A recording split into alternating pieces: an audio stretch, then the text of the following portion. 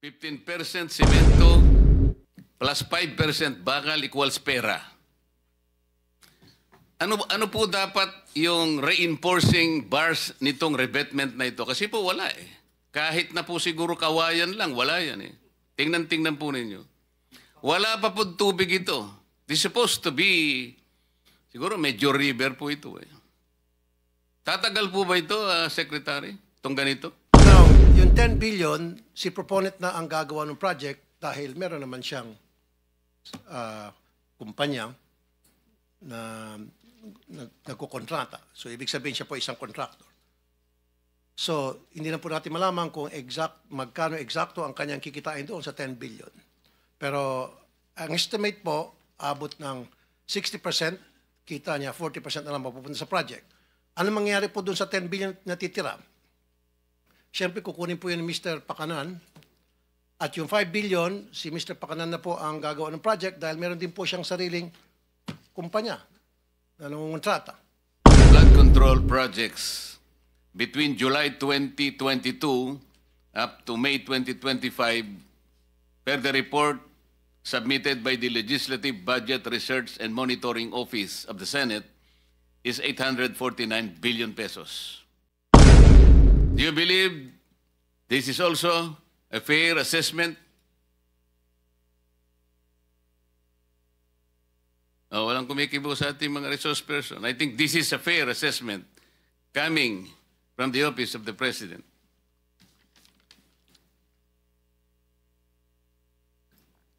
Meron pong ginawang actual na inspection ang Pangulo in Kalumpit, Bulacan. Lumabas po ito sa mga dyaryo.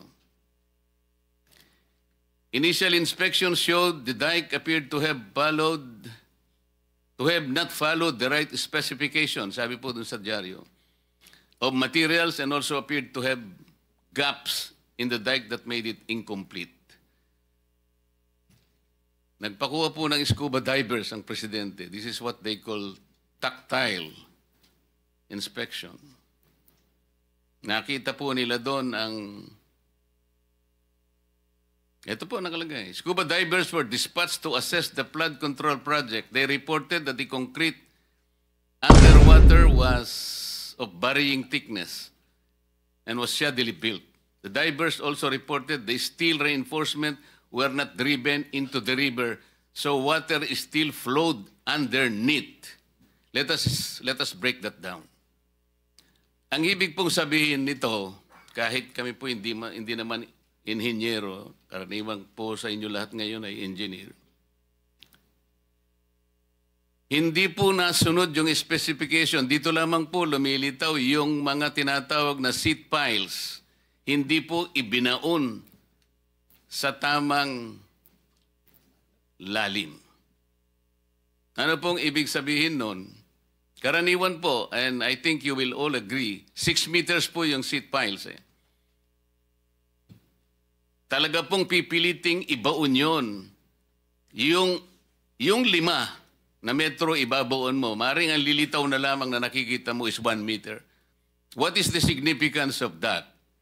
Kasi kinakailangan ma-address mo yung scouring ng river. Pag hindi umabot, ando sa punto na yung cascading waters will be gradually eroding the soil, ang lalabas nun, nakabitin na yung inyong nakabitin na yung seat piles na kunwari ibinaon nyo ng 5 meters. Ano mangyayari kung nakikita na po yun? Babagsak po talaga yung slope protection na inilagay ninyo. Ito yung kaawa-awang kalagayan nito eh. Nakita pa po yung Upon tactile inspection, the drivers found that the beam was no longer connected to the seat pile support. Yung beam na sinasabi niya, this is the apron. Tama po ba yun? The apron is the basic structure that will hold the seat piles. Kung wala po yung apron na yun, na magkukonect dun sa slope, walang integrity yung project na ito. Babagsak at babagsak ito. Mamaya po meron kaming ipakikita sa inyo kung bakit ganito kalala ang problema ng ating bansa.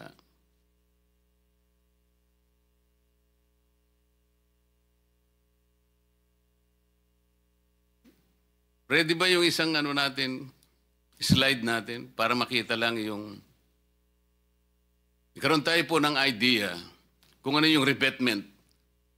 Ito kasing binisita po ng Pangulo, embankment po ito, diki po ito eh. Yung embankment po, pangkaraniwan pagka diki, ginagamit din kahit na mga tricycle lang, mga motor nakakadaan. Pero dapat merong slope protection yun eh. Pagka yung embankment lang, pagkatapos yung binaon yung bakal, wala pa rin, magigiba yun. Ready po ba tayo doon sa isang slide para magkaroon? Ayan po. Ano po yung tawag dyan, Secretary Bunuan? Di ba revetment yan? Revetment, Your Honor.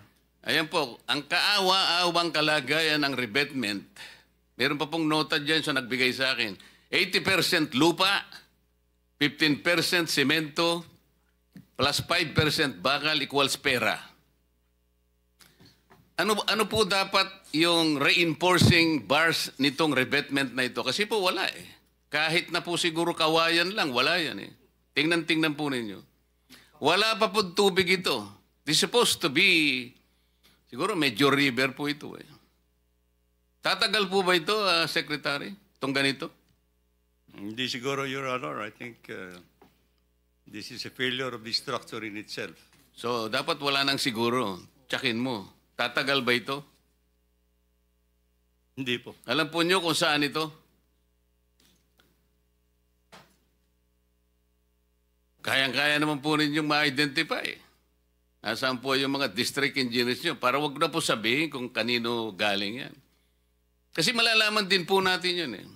Why do you think the contractor of this project adopted this kind of anomalous activity? Marami pong ibig sabihin yan eh. Meron tayong kasabihan, Chair Erwin, the picture paints 1,000 words. Dito po, hindi words, pera ang nakalagay. 80% lupa plus 15% semento, plus 5% pera, 5% bakal. Ano daw, Chairman? Oo nga, equals?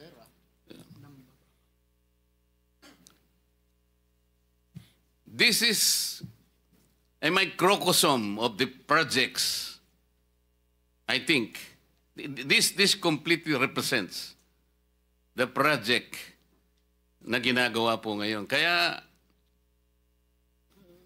wala po talagang mangyayari sa mga projects. Ang contractor po nito ay St. Timothy Construction Corporation. Nandito po ba ang representative?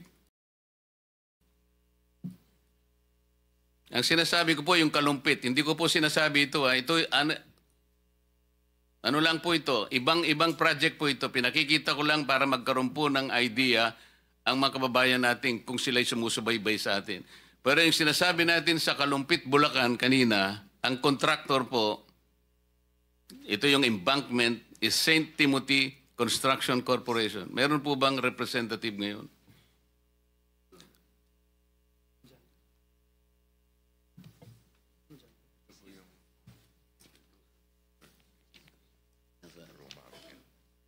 Ito? Roma Angeline? The representative is one Miss Maria Roma Angeline Remando. Nandyan po ba kayo, Madam?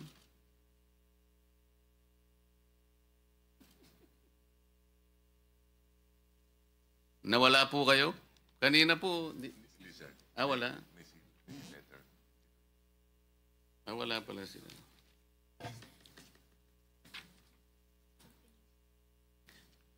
Before we continue, let me acknowledge the presence of Senator Joel, our Majority Leader. Thank you.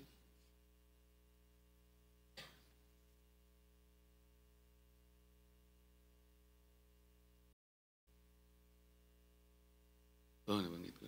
Any one of my colleagues who want to... The first one to arrive. 2 minutes, sir. Thank you. 1 minute lang, Mr. Chairman. Thank you, Mr. Chairman. Mr. Chairman, good morning. Good morning, everyone, our resource persons. Good morning po. I just would like to quote the very famous impression made by our majority leader, Senator Joel Villanueva, that according to him, na kung itong ating flood control funds, no, pondo na dedicated to flood control, divided by the number of days in 1 year, which is 365 days, it will amount to 1 billion pesos per day government expenditure dedicated to flood control projects only. So, sa ordinaryong tao, pag ito'y kanilang narinig, ay talagang lalong-lalo na, including me, at lalong-lalo na yung mga taong kasalukuyang nabibiktima sa mga baha. Iniisip nila na sana yung 1 billion a day na yan, binigay na lang yan sa amin at kami na ang gumagawa ng flood control dito sa aming lugar para ma-mitigate yung sitwasyon na ito.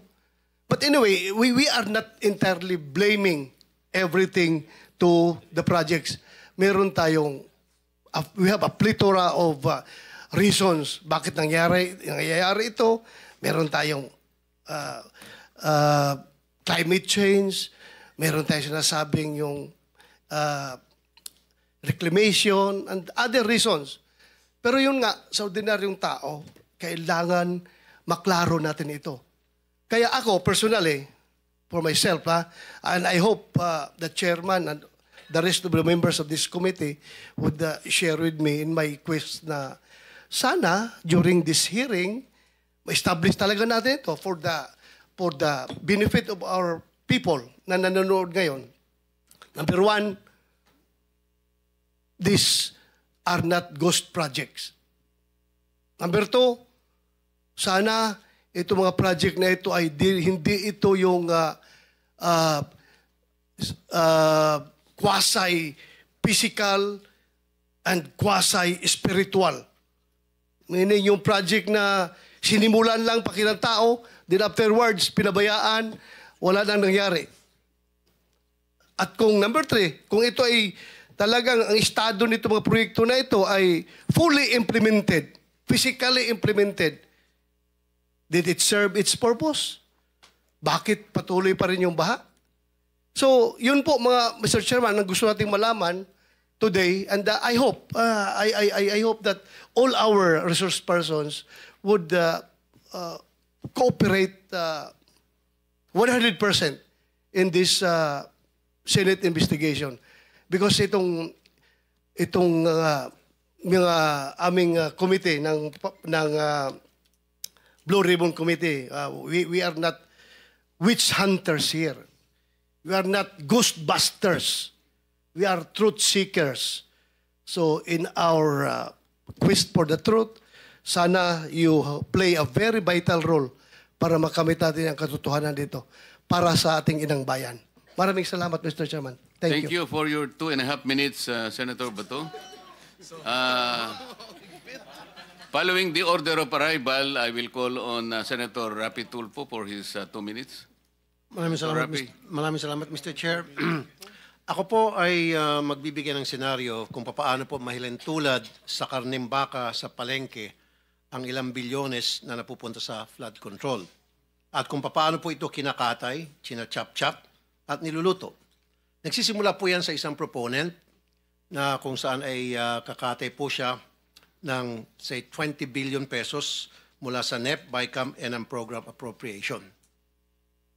Now, itong proponent na ito ay dadalhin niya ang 20 billion na nakatay niya doon sa mga nabanggit ko, NEP, BICAM, and program sa Region 4B. Na kung saan ang regional director doon ay isang nagngalan, Mr. Gerald Pakanan, excuse me. Now, yung 10 billion, si proponent na ang gagawa ng project dahil meron naman siyang kumpanya na nagkukontrata. So, ibig sabihin siya po isang contractor. So, hindi na po natin malaman kung magkano eksakto ang kanyang kikitain doon sa 10 billion. Pero, ang estimate po, abot ng 60% kita niya, 40% na lang mapupunta sa project. Ano mangyayari po doon sa 10 billion na titira? Siyempre, kukunin po yun ni Mr. Pakanan. At yung 5 billion, si Mr. Pakanan na po ang gagawa ng project dahil meron din po siyang sariling kumpanya na nangungontrata. And of course, doon sa 5 billion niya, magbibigay siya ng 28% SOP sa proponent. Now, anong mangyari doon sa 5 billion na natitira na? Yun po ay bibigay ni Mr. Pakanan sa kanyang mga kaibigang kontraktor. And of course, again, si proponent kikita po ng 28%.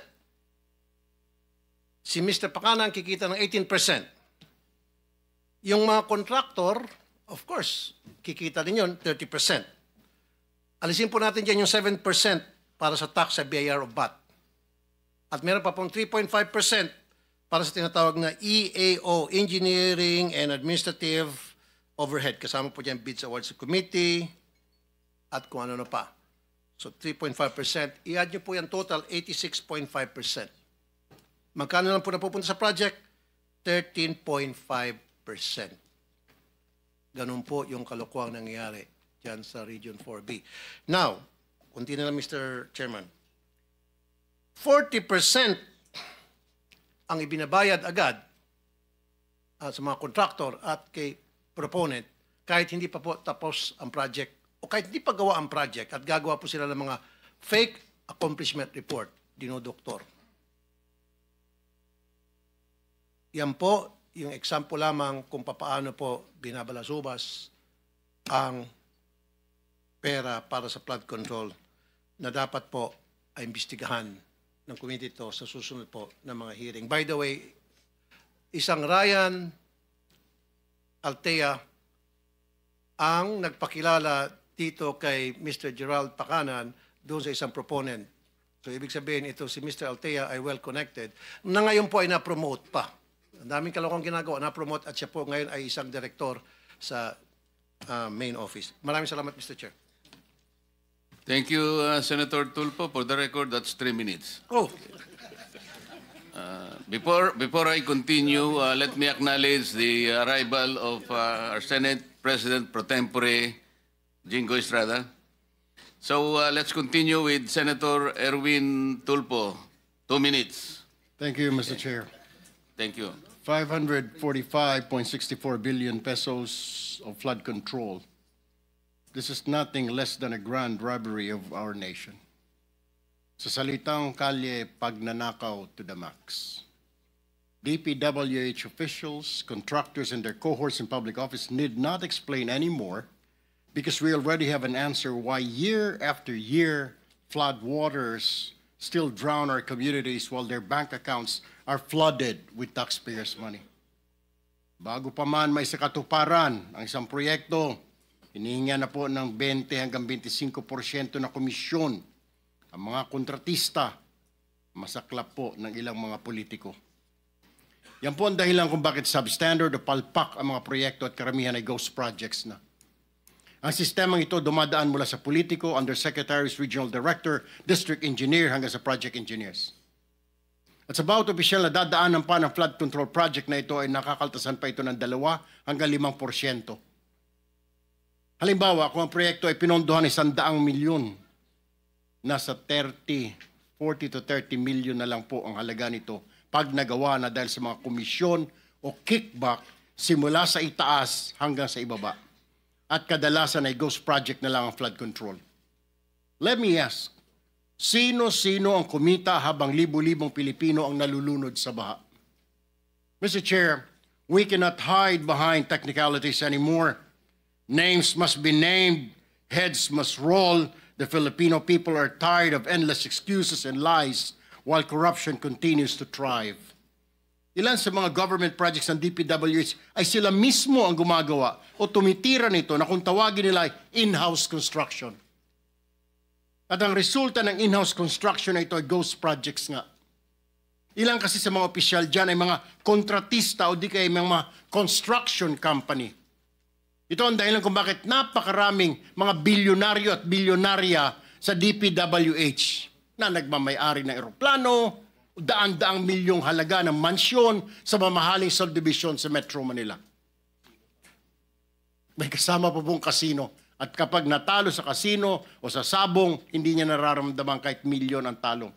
This committee, Mr. Chair, must not only expose the truth, but also ensure that those guilty are punished, whether they are past or present officials, contractors or protectors in higher office. Kung may nakinabang dito, hindi po ang bayan, kundi ang mga magnanakaw sa pamahalaan. And today, this Blue Ribbon Committee, Mr. Chair, shall make sure that this is the day of reckoning. Tamaan na po ang tamaan, kaibigan, kasamahan, kamag-anak o matataas na opisyal. Justice must be served. Maraming salamat, Mr. Chair. Thank you, Senator Erwin. Sabi mo, names must be named.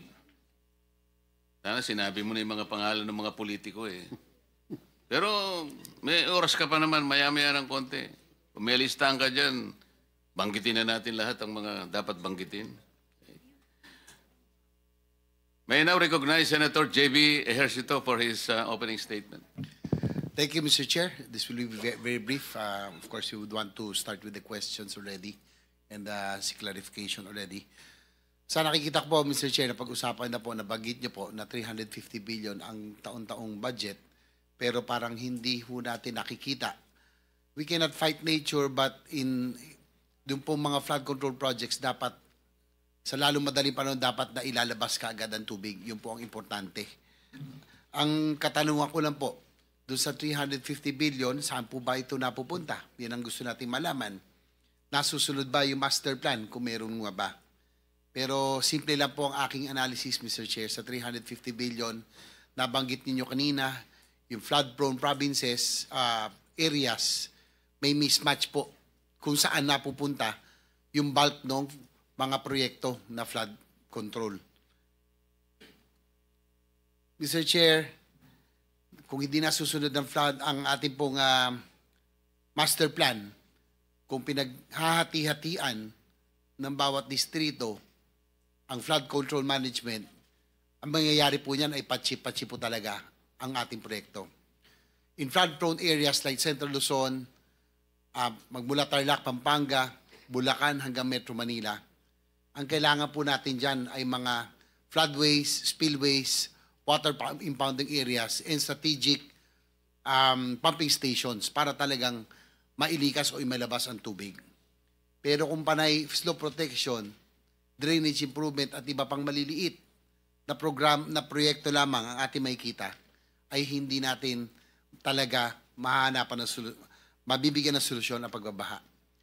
Siguro simple lang, Mr. Chair, tayo po at yung mga opisyal, hindi ho tayo biktima. Ang nakakaawa, yung mga biktima na pagbabaha na pinaghirapan po nila, sasakyan, motorsiklo, refrigerator at lahat na kanilang pong pinaghirapan ay taon-taon. Kung hindi ako nagkakamali, pangatlong taon na tayo nung mula ako nakabalik. 3 taon na itong inaano ng ating majority leader. Siya po yung nagagalit na rito dahil siya po yung taga Bulacan. Pare-pareho ang issue, pare-pareho ang sagot. Yun lang po, Mr. Chair. Pag pinaghati-hatian, patsi-patsi po talaga. Yung tubig po, hahanap ng lulusutan at lulusutan. Yung hindi po buo ay talagang magbabaha pa rin. Maraming salamat, Mr. Chair. Thank you, Senator J.B. I forgot the tradition. I'm sorry, I am a neophyte senator. I am guided by the tradition that the ex officio officers should first be given priority in their opening statement. So I call on the majority leader, Joel Villanueva. Thank you to our principal, and siguro with that, the majority leader and the SPPT would get additional 30 seconds, Mr. Chairman. But kidding aside, Mr. Chairman, may I just direct the attention of everyone to the screen? Maikling-maikli lang po ito. We can play this video, please. Hindi tama, palpak ang ating flood control program. Meron po tayong 183 billion na budget ang DPWH alone. Hindi kasama ang DENR, hindi kasama ang ilang ahensya ng pamahalaan. And yet, tingnan nyo, dito sa Bulacan, about 1.7 billion. Pero halos lahat ng towns, lubog. Dito sa Kalumpit, lahat ng barangay, lubog. Dun sa Hagonoy, lahat ng barangay, lubog. Mr. Chairman, ito pong video na ito ay hindi ngayong taon, hindi nung isang taon, kung hindi almost more than 2 years ago, Mr. Chairman, August 1, 2023. Kasama po dun sa video na yon yung aming gobernador, Governor Daniel Fernando, Mayor Lem, na Kalumpit, Bulacan. And just recently, the President went there. Kasama pa rin si Governor at si Mayor at nakita pa rin, Mr. Chairman, na wala hong nangyayari and it's getting worse. Another video that I'd like to share, Mr. Chairman, can we play the next video? Very short lang, Mr. Chair.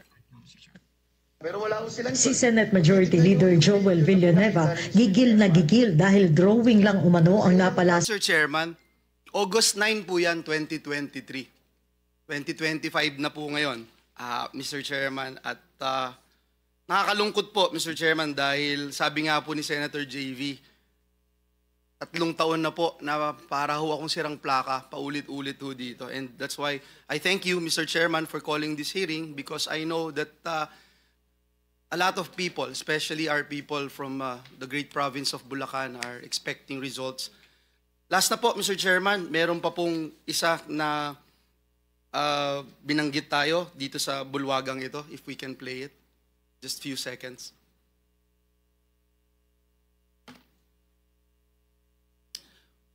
Abang hinihintay po, Mr. Chairman, just to put on record, 2023, ang daily budget, and this is just DPWH alone, at binanggit po ito kanina ni Senator Bato de la Rosa. In 2023, just DPWH alone, 1.079 billion a day budget. A day budget. 2024, DPWH alone, 1.342 billion pesos a day budget. 2025, this year, Mr. Chairman, 1.377 billion pesos a day budget. A day budget, DPWH alone. In the NEP for this coming 2026, in the NEP, 1.08 billion pesos a day again in the DPWH alone, Mr. Chairman. Can we play this video, please? Management, national government and budget. Ngayong taon po, 2024, mas mataas po ang inilaan na budget ng Kongreso para sa DPWH alone. Dito po sa flood management, nasa 1.35 billion kada araw. Meron po ang DENR, meron din po ang MMDA, meron din po ang PAG-ASA, meron din po ang Climate Change Commission.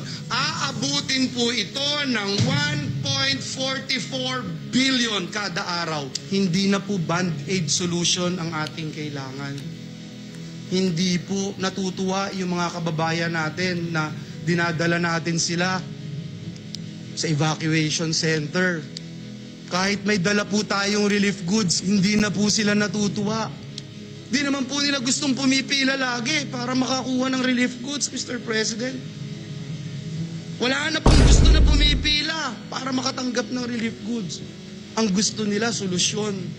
Hanggat wala po tayong klarong solusyon o master plan, mananatili po itong anli baha. Pero hindi po only ang resilience ng ating mga kababayan. Hindi po only ang ating pondo.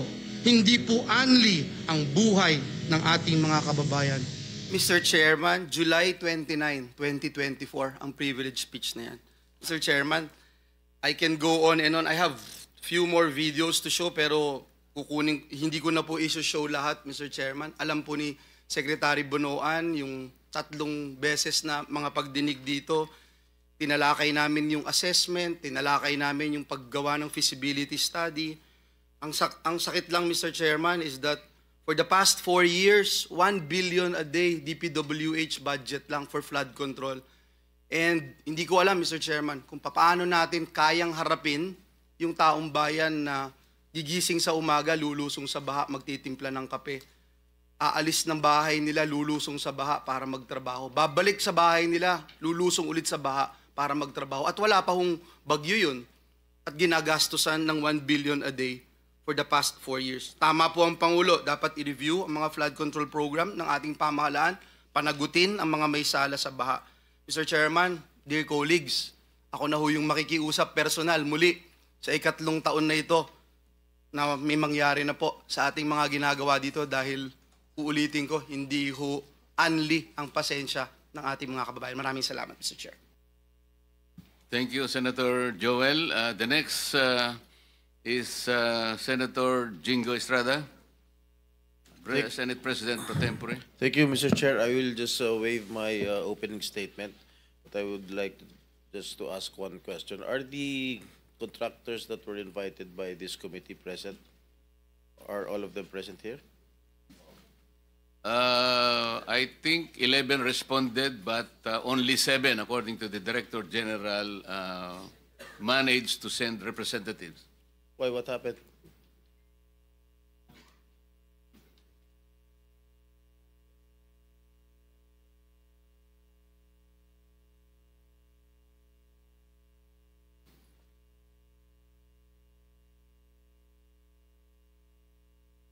Karamihan sa kanila, Senator Jinggoy, nagkasakit lahat.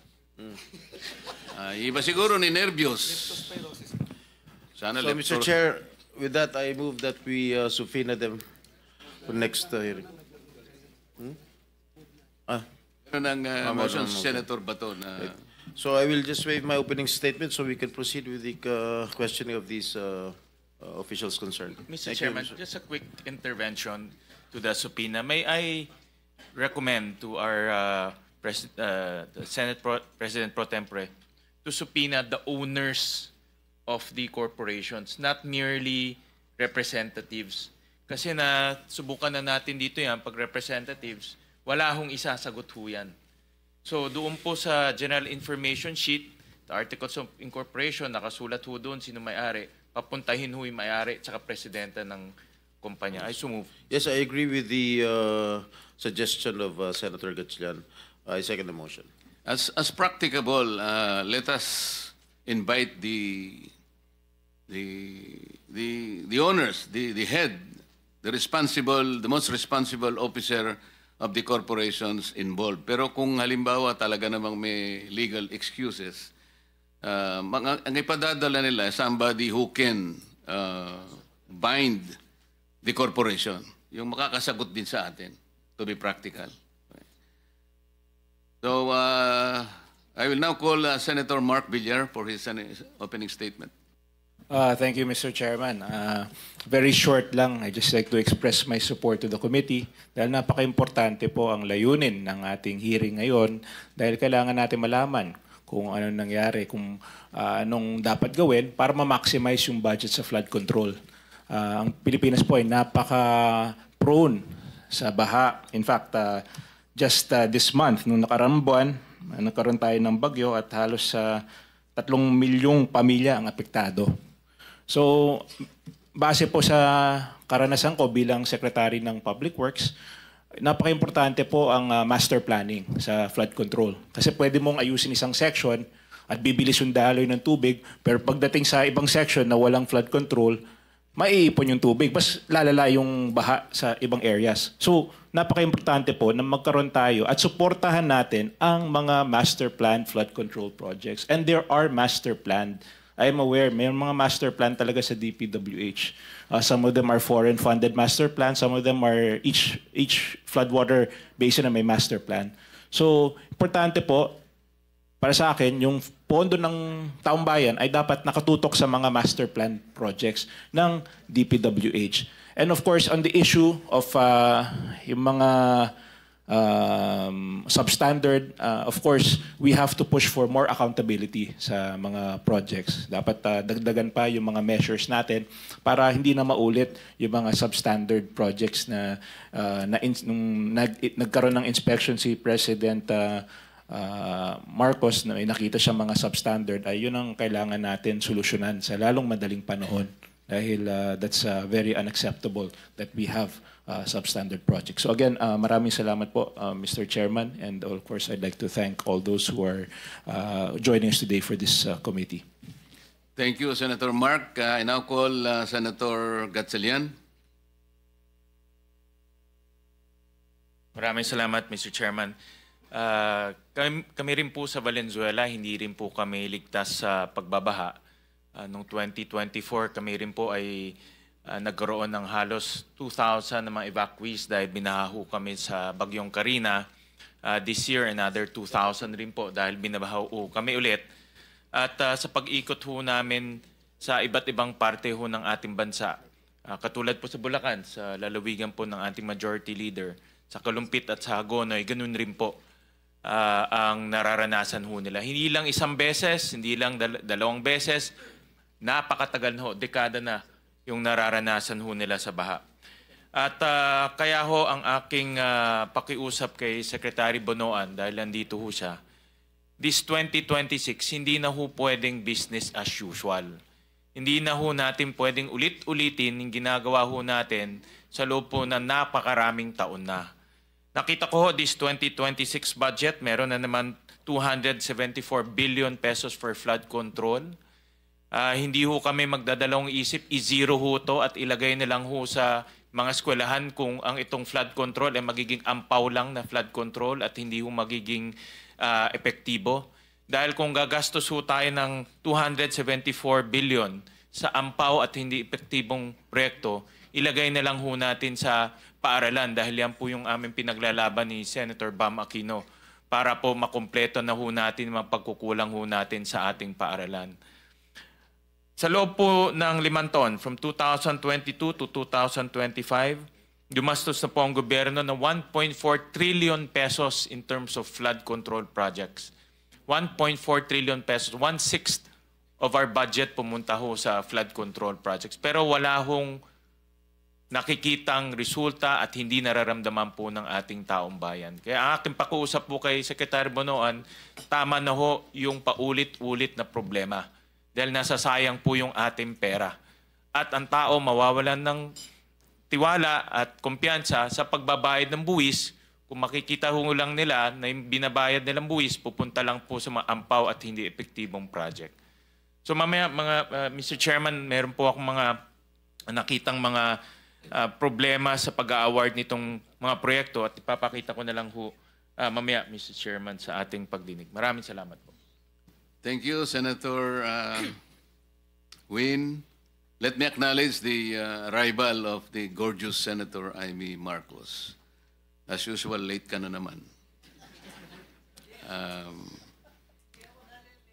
I now call on Senator Bongo for his opening statement. Sir. Salamat, Mr. Chair. I fully support the objectives of this hearing. I want to commend our chairperson, Senator Rodante Marcoleta, for prioritizing this important issue before us. I agree with as Vice Chairperson of the Senate Committee on Finance and Vice Chairperson of the Senate Blue Ribbon Committee. I agree with Senator Gatchalian. Babantayan po namin itong budget for 2026. At bilang chairman ng Committee on Health, di na po bago sa ating bansa ang paghagupit ng mga bagyo at hindi na rin po bago sa atin ang pagbaha. Pero Mr. Chair, I share the observations that despite billions of pesos for funding for flood control projects, flooding becomes worse. Mas lalo pang tumataas at yung mga lugar na dating hindi naman kadalasang binabaha ngayon ay binabaha na rin. Taon-taon, pataas ng pataas ang budget para sa flood control pero pataas ng pataas rin po ang pagbabaha. At yung baha dyan sa PGH, pakita lang yung picture, hindi po na-address. Sana bigyan po ito ng priority ninyo. Mas malapit naman po ito sa atin at mas nakikita nyo, yung pondo po sa health is less than triple ang budget ng DPWH kumpara sa health. At tuwing nagbabaha po ay hindi lamang nakaka-apekto sa mga pagmamayari at kabuhayan ng ating mga kababayan, nilalagay nyo rin po sa alanganin ang buhay ng mga kababayan natin na biktima ng bagyo. I am also particularly concerned the reports of increasing number of leptospirosis cases overwhelming our hospitals. Sa kaikot ko sa mga hospital, sila ang binabaha. Pero yung budget ng health sa ngayon, halos triple ang budget ng DPWH kumpara sa health. 880 billion ang DPWH, 313 billion lamang po ang para sa health. Sana ilaan na lang po ang pondo na mapapakinabangan po ng taong bayan para sa health sa pagtatayo at pag-upgrade po ng mga hospitals, medical assistance at PhilHealth benefits. Mas baha nga sa mga hospital ngayon, hindi naman na-address until now. At I agree with our majority floor leader noong August 9, 2023 pa lamang ay nanawagan na tayo sa DPWH. Pakita ko lang po sa screen yung video nung hearing, no? Ito. Then, ang hiningi lang po natin ay accomplishment report nyo dito sa mga taong ito. And can you submit to the committee a copy of your master plan for your flood control programs? At gusto nating malaman kung wala ba talagang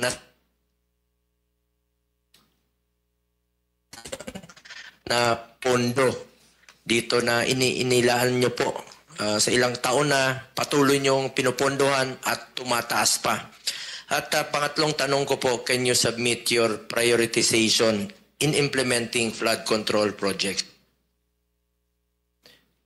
That was August of 2023, more than 2 years ago na po yan. At pinaalalahanan natin kayo, dapat ilagay ang flood control sa lugar na may madalas binabaha at maproteksyonan na tao.